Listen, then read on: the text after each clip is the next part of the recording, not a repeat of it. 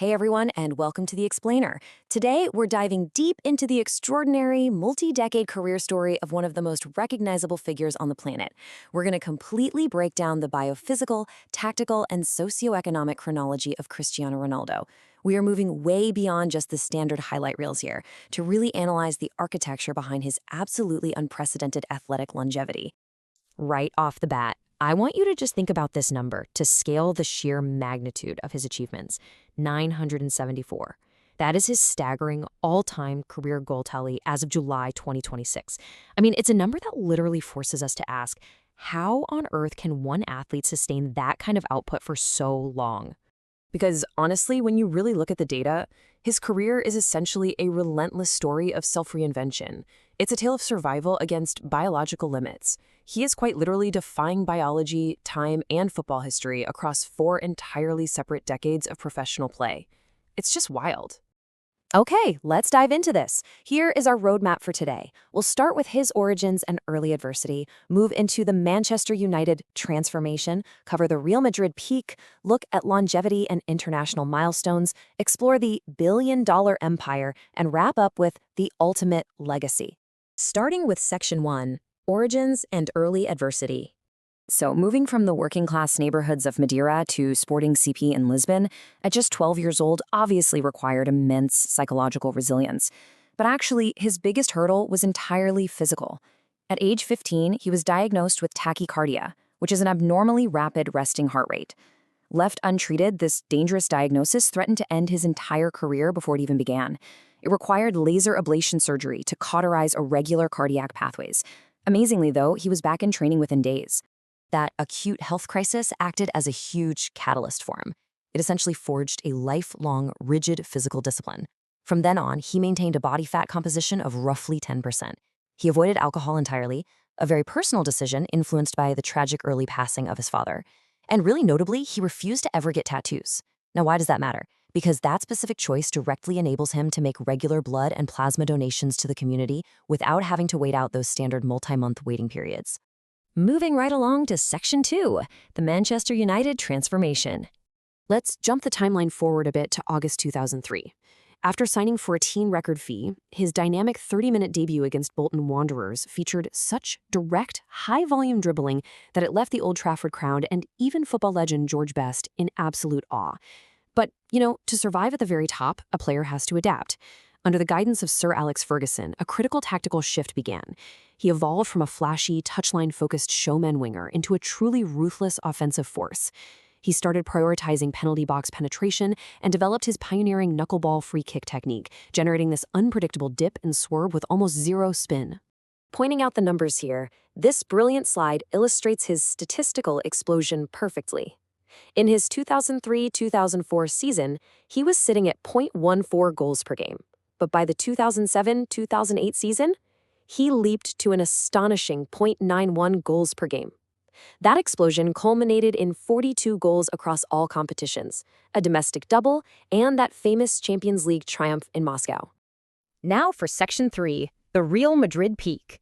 In July 2009, he completed a mind-blowing, world-record £80 million move to Spain, unveiled before 80,000 spectators. This is the era where his goal-scoring efficiency went from just brilliant to historically unprecedented. He became the very first player in football history to score 50 or more goals in 6 consecutive seasons. Tactically, his game in Madrid was defined by sheer directness.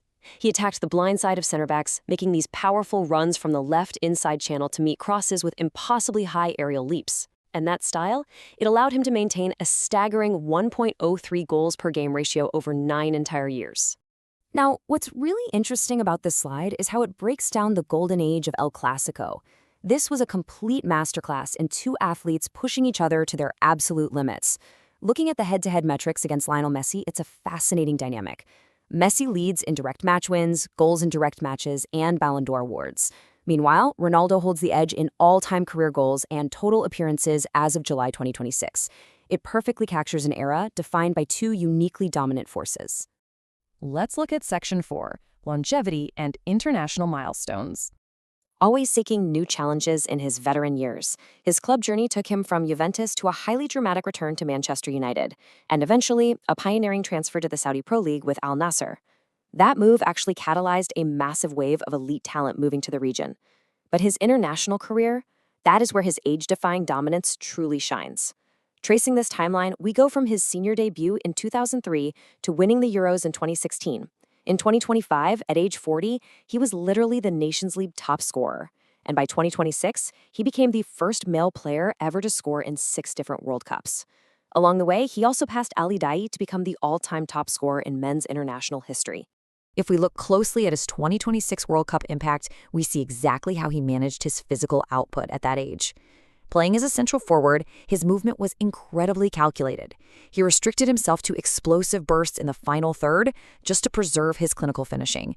And that tactical adaptation allowed him to set the record as the oldest player to score a World Cup brace, netting 2 crucial goals against Uzbekistan.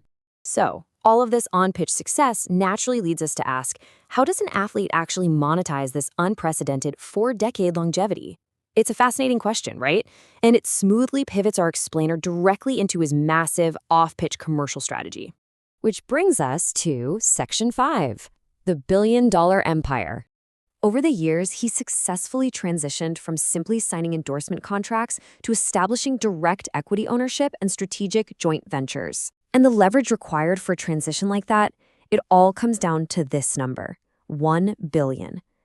In September 2024, he became the first person in history to amass 1 billion cumulative social media followers. This unmatched reach gives him marketing leverage that is completely unrivaled in the digital economy. He took that digital leverage and diversified it into a $1.2 billion portfolio. Just look at the sectors involved here. We've got hospitality through 50-50 joint ventures like the Pastana CR7 hotels, direct lifestyle grants, tech investments, and absolutely crucially, health and wellness platforms that seamlessly integrate with his highly disciplined personal fitness brand. But I want to do a quick callback to our earlier discussion about his teenage health crisis. That early scare didn't just fuel his business and physical discipline, it profoundly shaped his extensive global philanthropic commitments. He famously donated the £1.2 million proceeds from his Golden Boot to Gaza schools, gave £5 million to Nepal earthquake relief, and actively uses his platform and physical readiness to serve as a registered bone marrow donor. Finally, Section 6, the ultimate legacy. So the crucial point here is that when we step back, we can clearly see how his tactical adaptation shaped not just his own career, but the modern sports industry as a whole. He didn't just play the exact same way for 4 decades. He evolved. He went from a touchline winger in Lisbon to a lethal inside left forward in Madrid, all the way to a highly efficient central striker for Juventus and Al Nassr. It was this deep, strategic understanding of spatial awareness and physical preservation that kept him elite well into his early 40s. It's really a journey of continuous self-reinvention that allowed him to sustain his goal-scoring output across 4 different decades. Ultimately, his legacy is defined just as much by this relentless commitment to physical preservation and professional discipline as it is by the mountain of trophies he's won. So, I want to leave you with this provocative thought.